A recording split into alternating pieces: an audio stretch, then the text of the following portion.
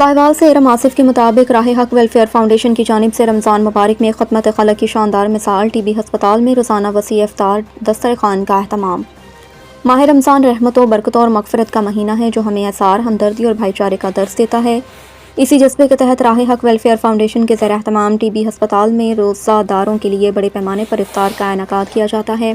اس موقع پر امیدوار صوبائی اسمبلی پی پی 198 اور فاؤنڈیشن کے چیئرمین چودھری صغیر انجم اور صدر معروف کالم نگار میاں بابر صغیر نے کہا کہ مخیر حضرات دل کھول کر مستحقین کی مدد کریں تاکہ کوئی بھی گھر سحری اور افطاری کے وقت پریشانی کا شکار نہ ہو۔ اس عزم کا اظہار کیا کہ خدمت خلق ہی اصل عبادت ہے۔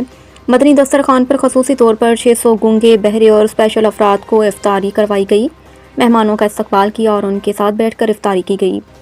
اسپیشل افراد معاشرے کا اہم حصہ ہیں اور ہماری خصوصی توجہ کے مستحق ہیں۔ یہ دسترخوان بلا تفریق سب کے لیے کھلا ہے۔